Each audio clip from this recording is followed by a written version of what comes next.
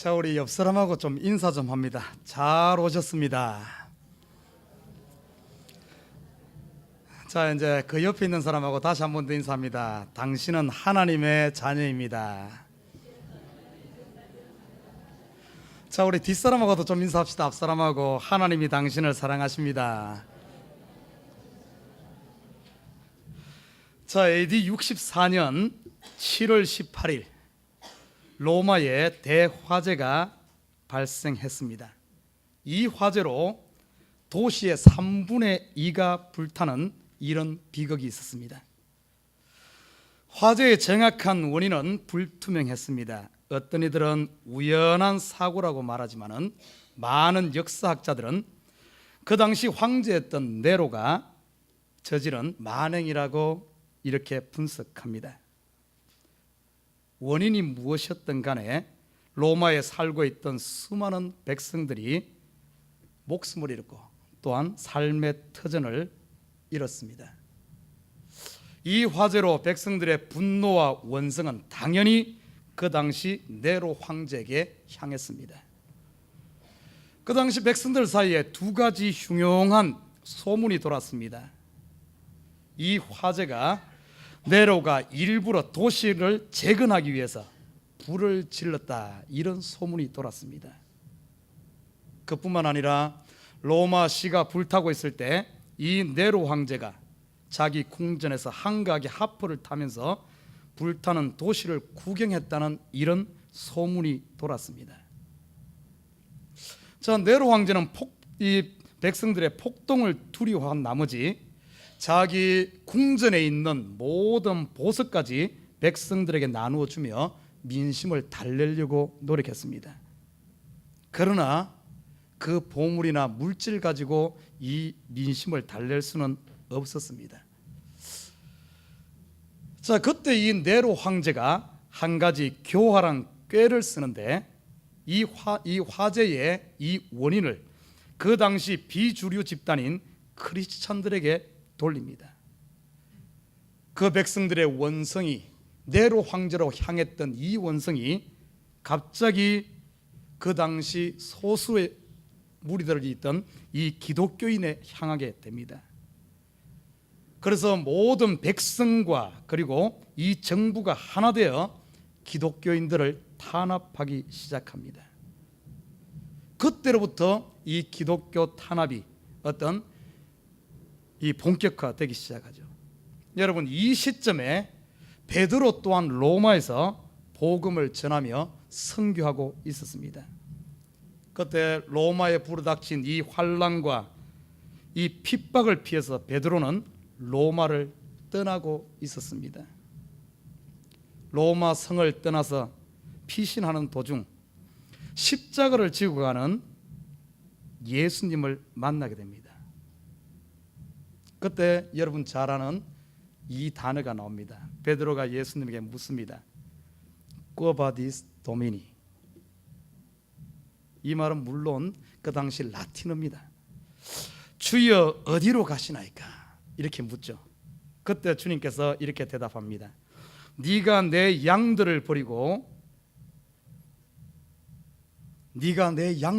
가서 내가 다시 한번 십자가에 못 박히러 간다. 그때 주님은 그때 베드로는 주님의 뜻을 깨닫고 그 시로 로마로 돌아가서 로마에 있는 성도들과 함께 고난당하며 순교하게 됩니다. 그러나 순교당할 때 그가 스승이신 예수님처럼 못 박힐 수 없으니 거꾸로 못 박히겠다고 주장해서 결국에는 거꾸로 못 박혀 순교합니다. 자, 이 이야기는 사도행전 외경인 베드로 행전에 나오는 이야기입니다. 자, 오늘 본문 보면은 이 사도 바울의 끄바디스, 사도 바울의 다시 돌아감에 대한 이런 내용이 오늘 본문에 소개되고 있습니다. 저는 이 시대 교회를 바라보면서 세상 가운데 교회가 점점 힘을 잃어가고 있고 성도들이 영향력이 약해져 가고 있고 젊은이들이 교회를 떠나가는 이런 원인이 어디 있을까? 한번 생각해 보게 되었습니다. 이 시대 많은 사역자들이, 이 시대 많은 성도들이 참으로 이 사역의 길, 헌신의 길, 고난과 핍박을 피해 십자가를 내려놓기 때문이 아닌가, 그런 생각을 해봅니다. 자기의 십자가를 다 내려놓고 핍박이 있는 사역 현장, 로마를 떠나기 때문에, 교회를 떠나기 때문에, 가정을 떠나기 때문에 점점 힘을 잃어가고 있는 것이 아닌가, 이런 생각을 해봅니다. 자, 우리는 지금까지 사도 바울 일행의 1차 선교 여행을 쭉 살펴보고 있어요. 자, 오늘 본문은 1차 선교 여행에 이제 반환점을 도는 그 여정을 소개하고 있습니다. 오늘 본문은 짧지만은 이 짧은 이 본문 속에 굉장히 영적인 큰 의미가 들어 있습니다. 자, 우리가 알다시피 오늘 19절에 보면은 이렇게 말합니다. 유대인들이 안디옥과 이고니온에서 와서 무리를 초연하여 돌로 바울을 쳐서 죽은 줄 알고 성 밖에 끌어내치니라, 이렇게 이야기하고 있어요. 지금 이곳이 어딘가 하면 루스드라 성입니다. 여러분, 우리 지난주에 살펴봤듯이 루스드라 성에서 어떤 일이 일어났습니까? 그곳에서 안전병기를 일으키고 나니까 루스드라 성에 살고 있는 모든 그 백성들이 사도 바울과 이 바나바를 어떻게 보는가 하면은, 이야, 이들은 바로 신이다, 신. 그 당시 그들이 섬기고 있던 제우스 신이다, 그리고 헤르메스 신이다 하며 그들을 신으로 모시면서 그들에게 제사를 지내려고 하는 이런 일들이 일어났습니다. 그때 이 바울과 이 바나바 일행이 어떻게 했는가 하면은, 아니다, 우리는 신이 아니다, 너희와 똑같은 성정을 가진 사람이다 하며 그들에게 참을 가르쳐주고 그들에게 복음을 전했습니다. 여러분, 요즘 같으면 이러면 어쩌겠어요? 네가 신이다 하면은, 그래 내가 신이다 하며 교주가 되었든지, 아니면은 사기를 쳐가지고 아마 성도들 돈, 귀걸이, 금걸이 싹 빼지 않았을까요? 그런데 보십시오, 이들이 진리를 가르쳐주고 그들에게 복음을 전했는데 어떤 일이 일어난 줄 압니까? 그들이 그 진리를 가르쳐줬는데 그 진리를 받아들이지 않았어. 자기들로 어떻게 하면 이 모습 보면은 참 안타까워요. 참을 말할 때 참을 받아들여야 되는데 받아들이지 않으니까 어떤 일이 일어난 줄 압니까? 바로 어떤 일이, 이 사도 바울 일행이 그들이 받아들이지 않으니까 사도 바울이 안디옥이라든지 이고니온이라든지 이쪽 지역에서 복음을 전하다가 쫓겨났어요. 누구 때문에? 유대인들 때문에. 그런데 그 유대인들이 오늘 본문에 보면은 이 루스드라 성까지 와가지고 그 사람들을, 루스드라 성에 있는 그 사람들을 유혹합니다. 설득합니다. 그런데 안타깝게도 그 루스드라 성 이 사람들이, 유대인들이 설득하는 거기에 설득돼 가지고 얼마 전까지만 해도 사도 바울과 바나바를 우리의 신, 제우스 신이요 헤르메스 신이라고 부르면서 그렇게 신으로 제사 드리려고 했던 이 백성들이 한순간 유대인들에게 유혹되어지고 설득당해 가지고 자기가 신이라고 모셨던 이들을 오늘 본문에 보면은 사도 바울을 돌로 쳐 죽이는 이런 일이 일어났어요. 여러분, 이 모습 보면은 비슷한 모습이 예수님 살아있을 때 나타납니다. 예수님께서 예루살렘 입성할 때 어떤 일이 일어났습니까? 그 많은 무리들이 손을 들고 그 손에 종려가지를 꺾어가지고 들고 자기 겉옷을 펴면서 호산나 다윗의 왕, 다윗의 후손으로 오시는 이여, 우리의 왕이여, 호산나 호산나 외치던 그들이 한순간 일주일이 지나지 않아서 어떻게 됐습니까? 예수님을 향하여 손을 들고 외치며 크루시파이, 크루시파이, 십자가에 못 박아서서, 십자가에 못 박아서서 외쳤던 그들의 모습이 오늘 본문에도 그대로 재현되고 있는 모습을 보게 됩니다. 저는 이 모습을 보면서 이 일이 어찌 남의 일, 그들의 이야기로만 치부할 수 있겠습니까? 지금 이 교회 안에서 혹시 우리 가운데 이런 일은 일어나고 있지 않습니까? 목사님 은혜 받았습니다. 목사님 감사합니다. 그렇게 말하던 성도들이 어느 순간 보면은 목사 쫓아내기에 혈안이 되어가지고 있는 모습들. 이 교회 에버그린 교회 너무나 좋다고 다니면서 자랑하던 그럴 때가 있는 반면 또 어느 때는 다니면서 이런 모습들. 성도들 간에 너무 좋아서 막 없으면 막 못 사는 그렇게 가깝다가 어느 날 보면은 완전히 원수가 되어서 등지고 있는 이런 모습들. 뭐가 다릅니까? 그러면은 이들이 왜 이렇게 돌변했을까요? 어제까지만 해도 신으로 모시려고 했던 이들이 지금은 돌로 쳐 죽이는 왜 이런 일이 일어났을까? 여러분, 복음을 전했을 때 진리를 참을 전했을 때 그것을 마음을 열고 받지 않으니까 이런 역사가 일어나요. 받지 않으니까. 오늘 두 가지 현상이 일어납니다. 진리를 말하니까, 진리를 받지 않으니까 이들이 어떤가 하면 핍박이 시작되는 모습을 볼 수 있고, 또 한 가지는 뭔가 루스드라 성에 이 사람들이 참을 붙들지 않으니까, 복음을 붙들지 않으니까 결국엔 어떤가 하면은 거짓의 종로로 살 수밖에 없는, 유대인들의 속아서 유대인들의 어떤 그 앞잡이가 되어지는 이런 모습을 볼 수가 있습니다. 저와 여러분, 우리 똑같아요. 지금 우리가 진리를 붙잡지 않으면은, 말씀을 붙잡지 않으면은, 참을 붙잡지 않으면은 결국에는 다른 것에 이용당한다는 거예요. 사단에 이용당하고 세상에 이용당하고 결국에 이용당할 수밖에 없는 것을 오늘 본문은 보여주고 있습니다. 사랑하는 우리 식구 여러분, 이 시간 하나님께서 이 복음의 말씀 부여잡고 참 생명 예수를 부여잡으시길 주님의 이름 부탁드립니다.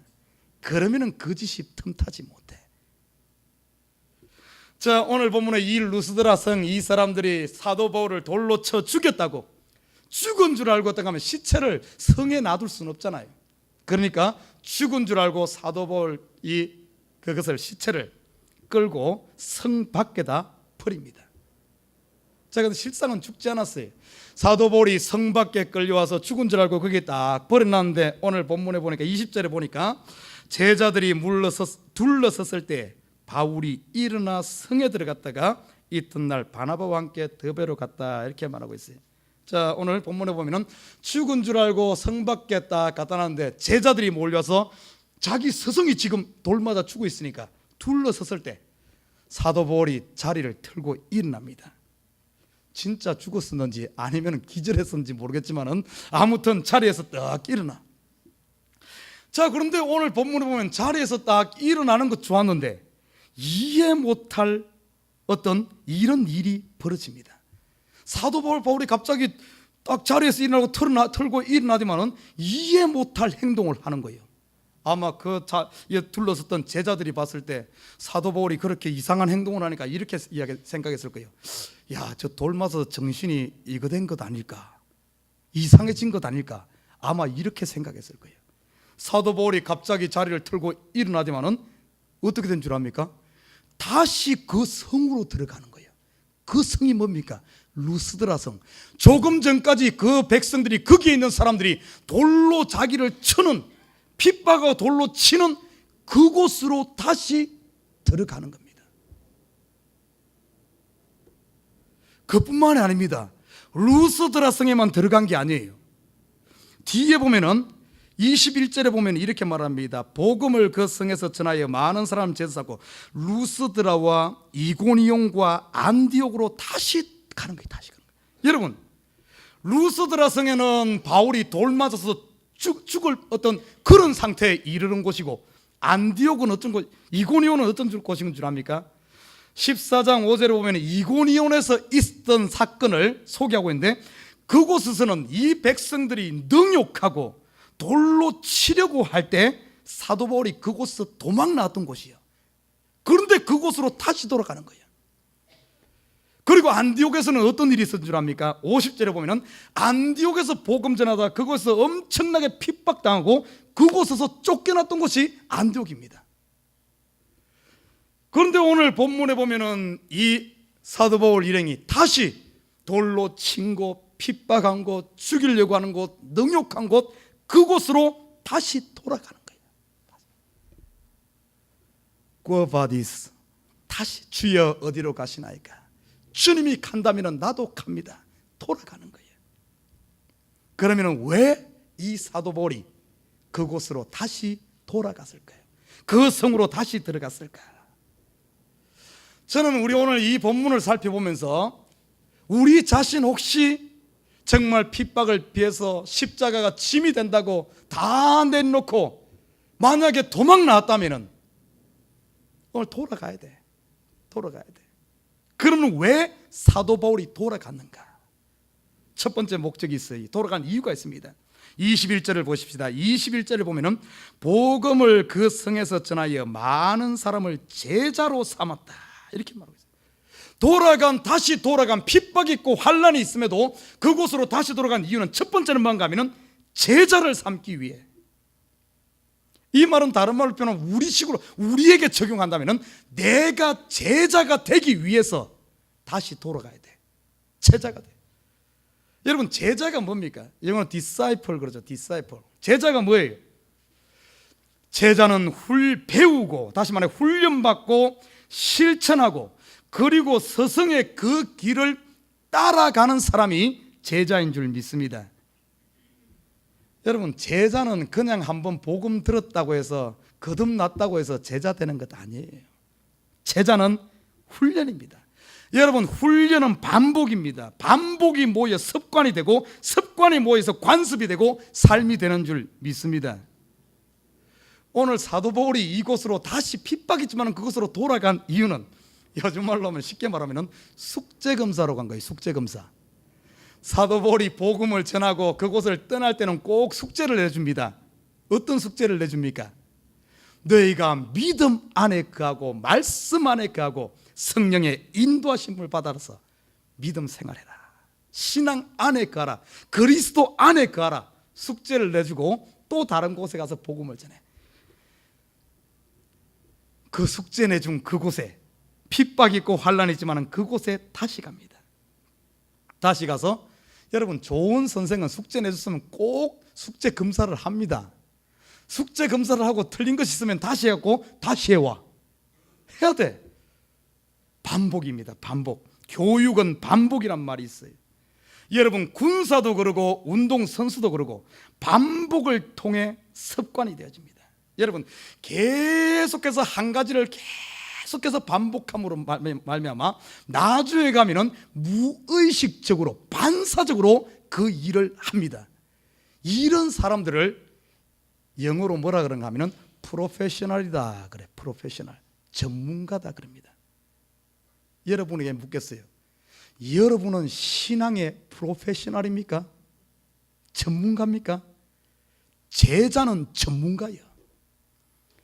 그러면은 이것을 이 한국어로는 아니면은 이 좀 약간 고사 중국 한국말로 한자 언어권에 섞였잖아요. 우리 한국말로는 뭐라 그런가? 명인이다 아니면 기인이다 이런 표현을 하는 거예요.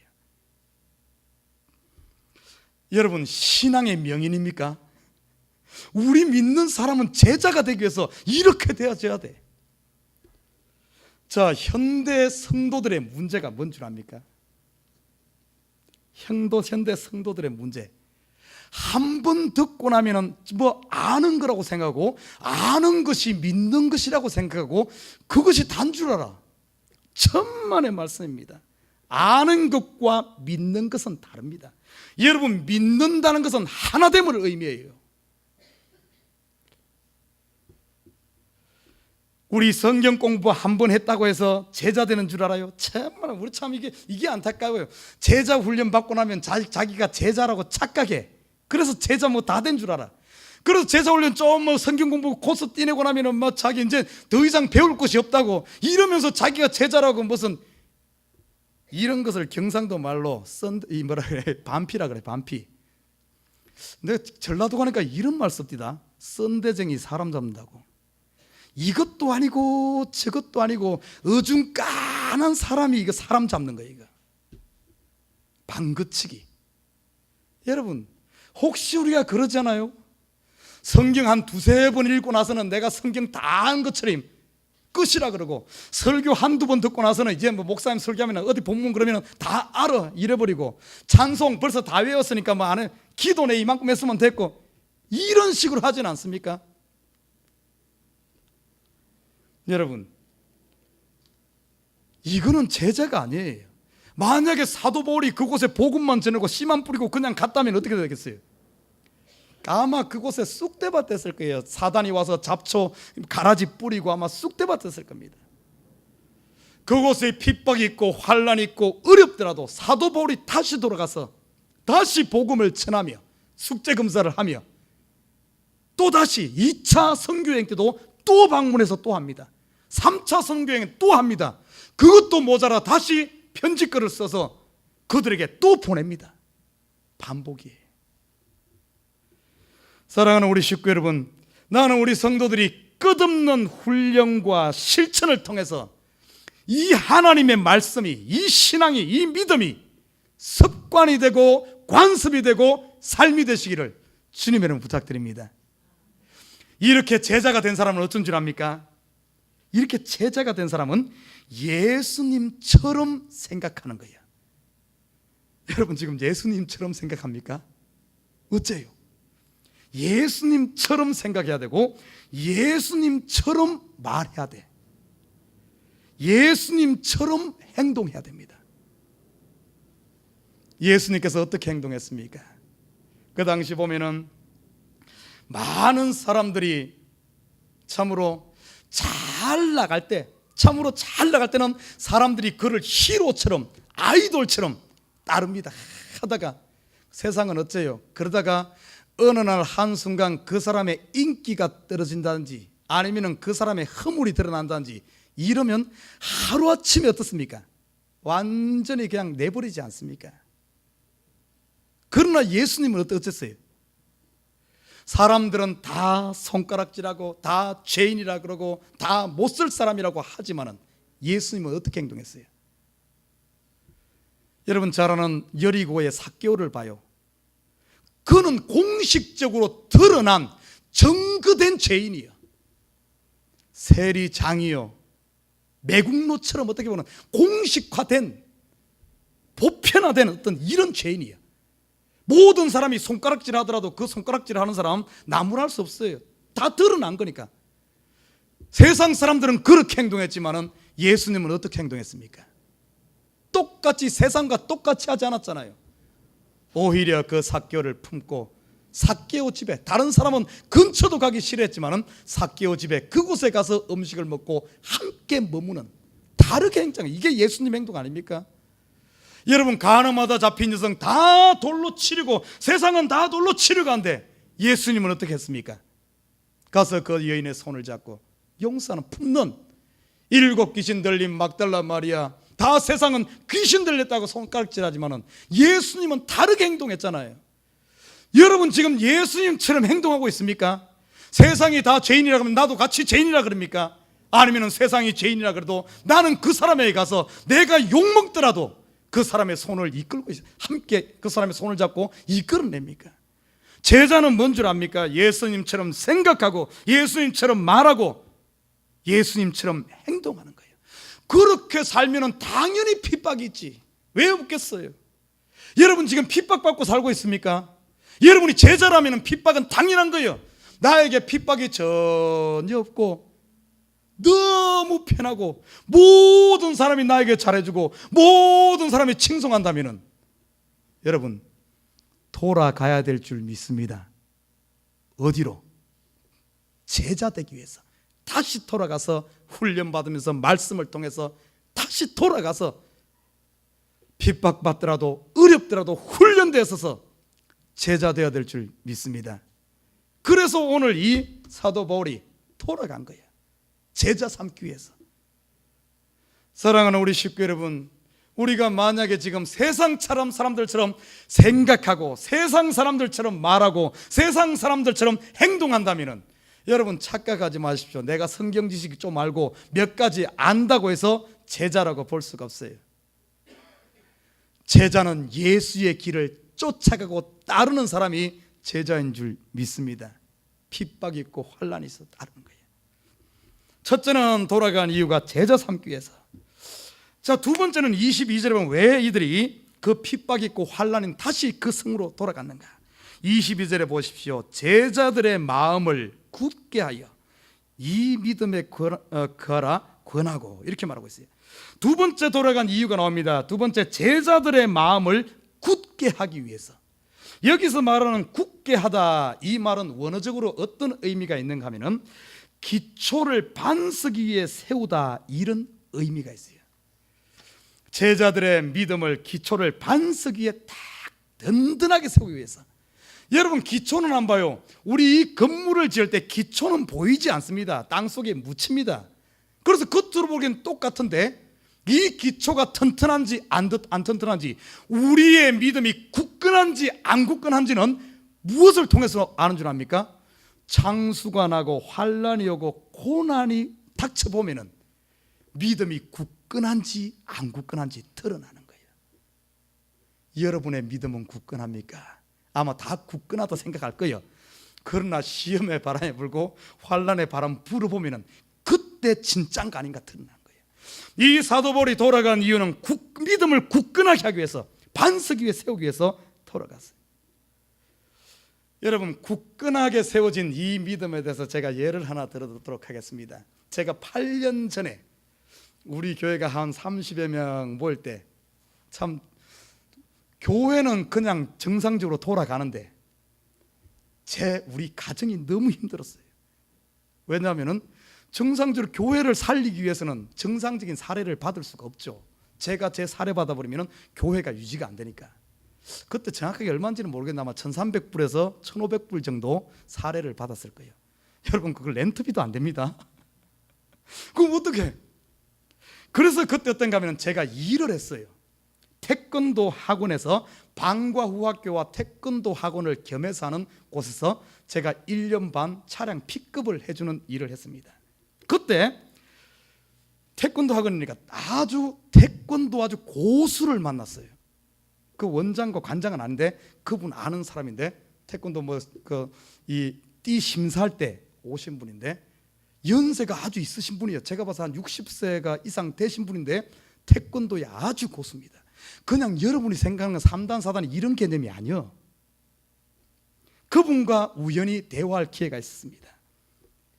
그래서 그분과 대화하면서 우리나라 태권도가 2000년 시드니 올림픽을 계기로 태권도 올림픽의 정식 종목이 됩니다. 그래서 이 태권도가 세계화돼요. 그래서 그 이야기를 하면서 참 올림픽 종목이 되어서 태권도가 세계화되어서 참 좋다, 제가 그런 이야기를 했더니만은 이 태권도 고수가 하는 이야기가, 세계화된 것도 좋은데 그러나 이런 것이 너무 많다 하며 자기는 이것이 잘못됐다, 이렇게 이야기하시더라고요. 그리고 왜 그러냐 이야기를 하니까, 이 태권도란 것이 원래 태권도 스포츠가 아닙니다. 태권도는 도예요, 도. 그냥 몸만 움직이는 것이 아니라 우리 정신을 닦는 도입니다. 태권도가 이것이 올림픽 종목이 되면서 태권도가 스포츠가 되어버렸어. 스포츠가 되어버리면서 얻은 거는 세계화는 얻었을지 몰라도 이런 것이 있는데 이 도를 잃어버렸다. 정신세계를 잃어버리고 기훈련 이것을 잃어버렸다. 다시 말해 깊이를 잃어버리고 신비감을 잃어버렸다, 이 이야기를 하더라고요. 여러분, 태권도 고수를 어떻게 부르는가? 마스터라고 부릅니다. 마스터. 그런데 이 지금 세계화된 이런 상황, 스포츠가 되어버린 이 태권도 고수, 지금은 마스터가 아니라 코치가 되어버렸다 하며 안타까워하는 모습을 그때 발견하게 되었어요. 저는 그분과 이야기하면서 이것이 단순히 태권도 얘기로 끝날 것이 아니라 지금 우리의 교회의 모습은 어떤가, 우리 신앙의 모습과 한번 접목해 봤어요. 여러분, 지금 교회가 얼마나 화려하고 얼마나 많은 세상에 일을 합니까? 일은 좋은 일 많이 하고 큰 일 많이 하는데 정말 우리에게 더 중요한 세상과 구별된, 세상이 근접할 수 없는 이런 신비한 경건의 힘, 이 능력이 과연 우리 교회 가운데 얼마나 있습니까? 사실 이 시대 너무 중요한 걸, 초대교회는 그러지 않았어요. 초대교회는 어쩐 줄 압니까? 초대교회는 이렇게 크지 않았어요. 집에서 모이면서 기껏해봤자 몇십 명씩 몇 명씩 모인 게 교회였어요. 초라하고 약했지만은, 그렇지만은 초대교인들은 신비감을 가지고 있었어요. 세상이 근접할 수 없는, 세상이 함부로 할 수 없는 구별된 그런 어떤 신비스러운 힘을 가지고 있었던 것이 초대교인들입니다. 약했지만 그 당시 이 믿지 않는 사람들이, 이 기독교인들, 예수 믿는 사람을 어떻게 본 줄 압니까? 저들은 우리와는 다른 방식으로 사는 사람들이다. 저들은 세상의 상식, 세상의 어떤 기준으로 사는 사람들이 아니라 세상의 기준이, 세상의 상식이 통하지 않는 더 높은 수준의 어떤, 우리가 세상이 감히 상상할 수 없는 그런 삶을 사는 삶이다. 이런 신비감을 가지고 있었어요. 그래서 세상이 핍박했지만은 함부로 못했습니다. 교회를.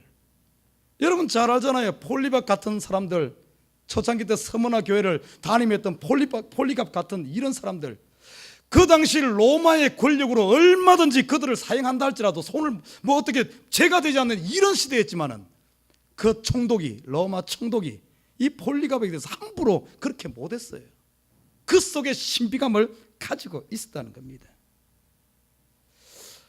여러분, 과연 우리는 어떻습니까?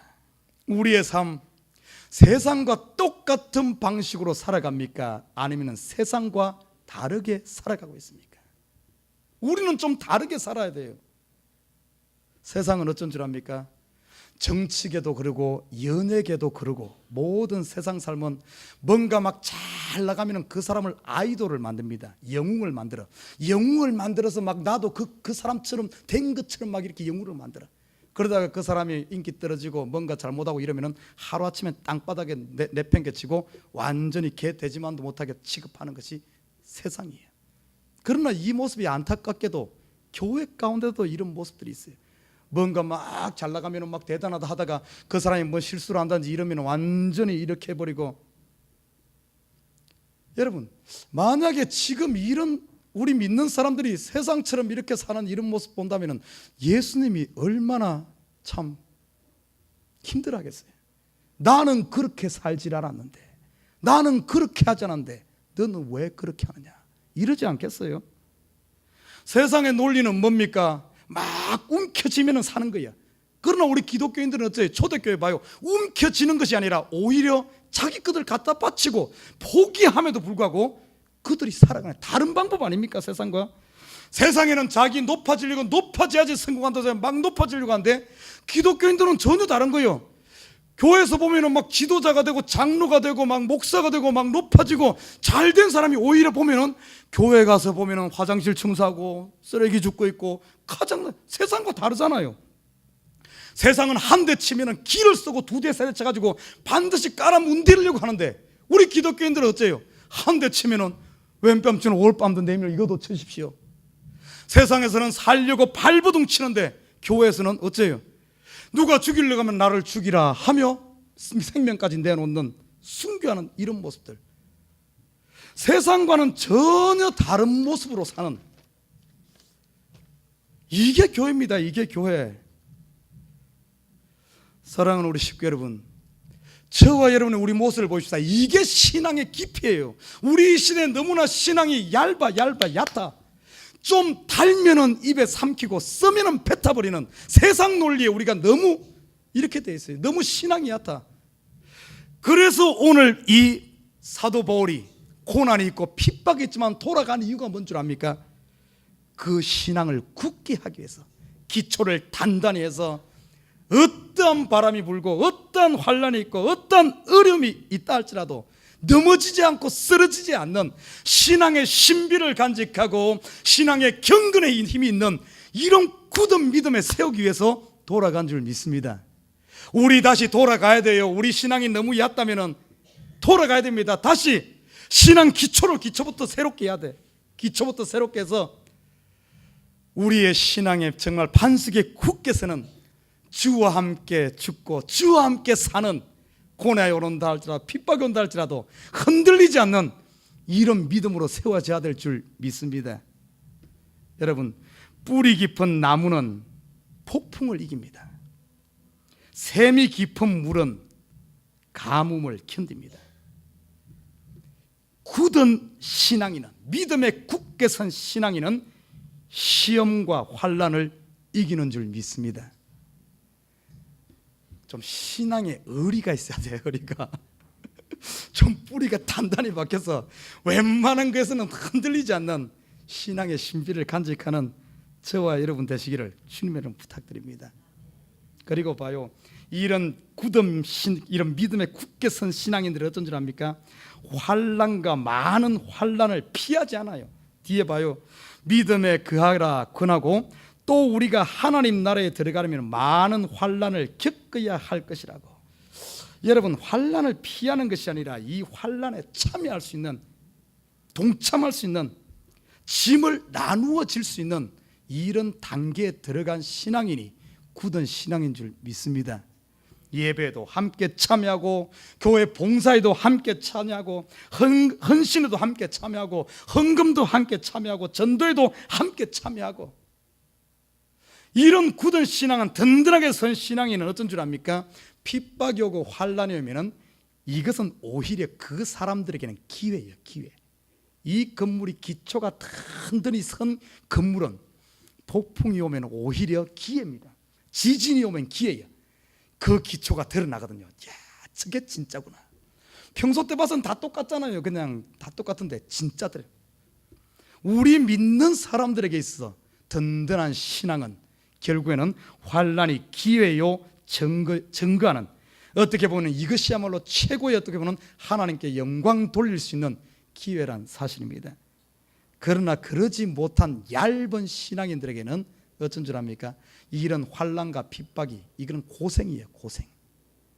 사랑하는 우리 식구 여러분, 나는 우리 에버그린 식구들이 신앙의 뿌리를 깊이 내려서 든든한 반석에 선 굳은 믿음의 성도들 되기를 주님의 이름으로 부탁드립니다.